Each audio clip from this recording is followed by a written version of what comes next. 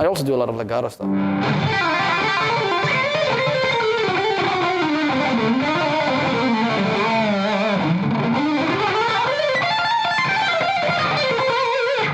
Usually I do like that, go up like that.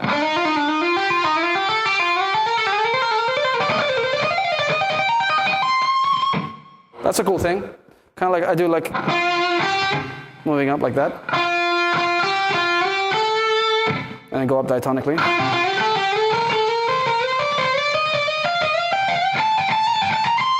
I would also like take scales like that.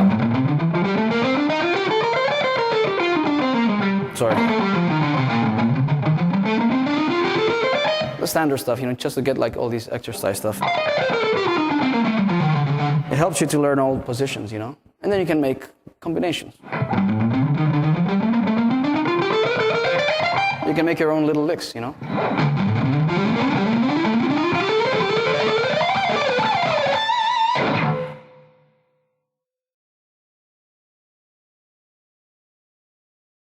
Vibrato is one of the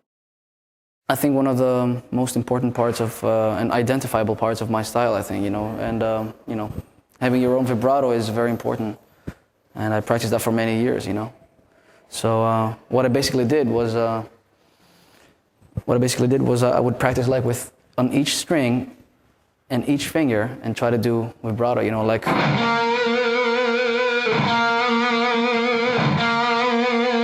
Sound the same with each finger, and not only on the high string but the low string as well.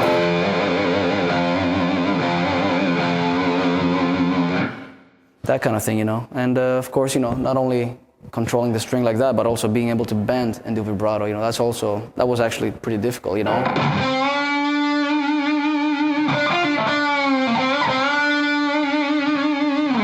You want to sound in tune, and you want the notes to sound round and all that, and want it to sound like out of key.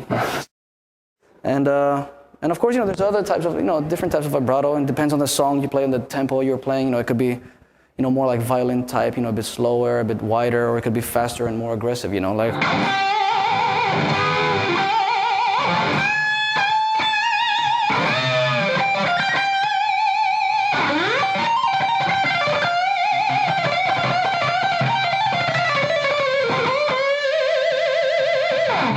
That kind of thing. And I got that from guys like, Schenker and Gary Moore, and Yngwie, so I think they have the greatest vibrato.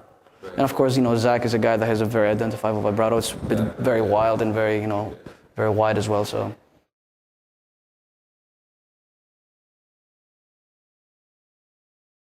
What I would do is play everything with a clean sound, not only with a distortion sound. Like, you might want to kind of like take down the volume a little bit, and clean out your sound. And basically, what I would do is like these 3-note per string things, Buy a metronome, very important, Put the metronome at very slow speed and, raise it gradually, So,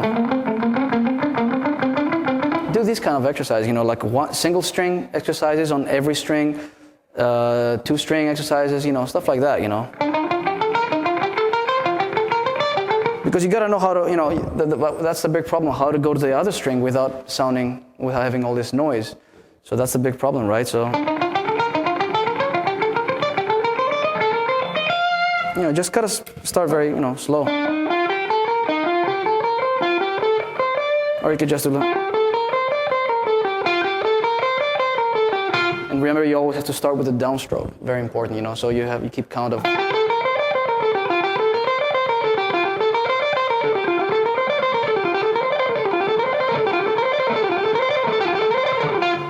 That kind of thing.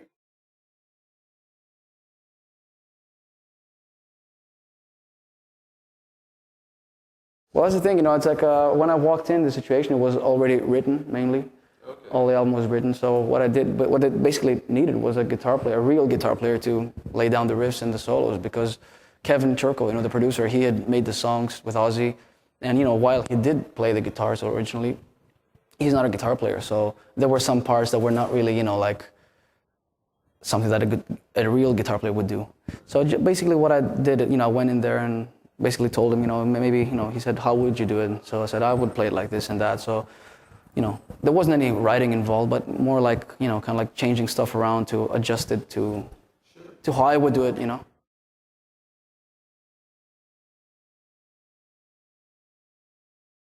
That song is actually one of the drop songs, but it was it would have been a normal E tuning and drop D. So for me, instead of doing that, I basically tuned up the A string. So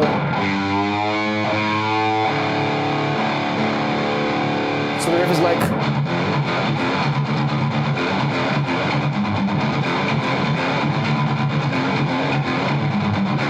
So that's the kind of thing,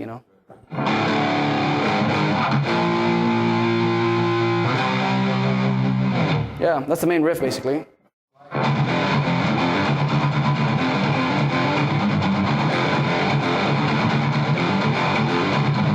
Yeah, that's what it is, actually. It wasn't a slide, it's a hammer-on.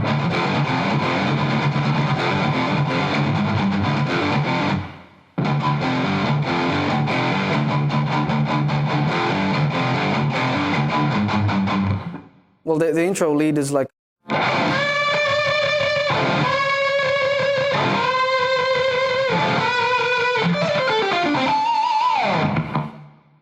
Yeah, I did like this, this kind of effect.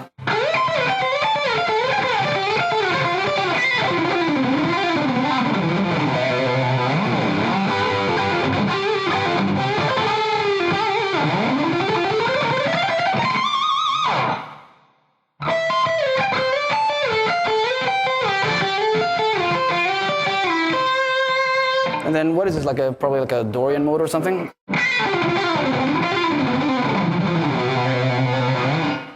And then it's my tribute to Zakk Wylde. And then I end up with, one of my speed licks.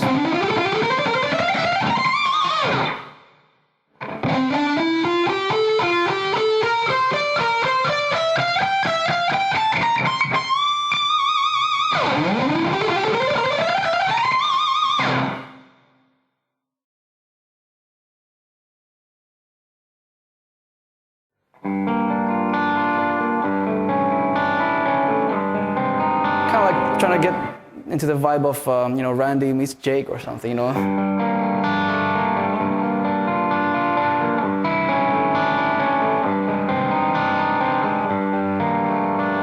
Yeah, I did this thing.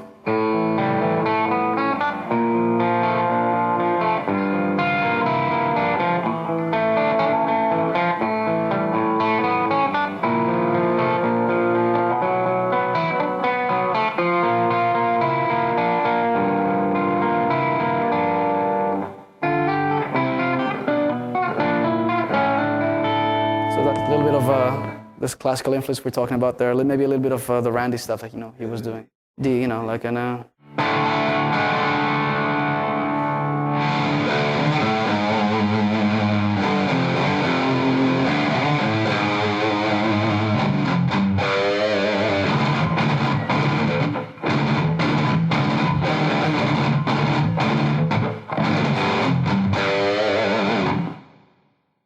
That's a good riff, Digging Me Down.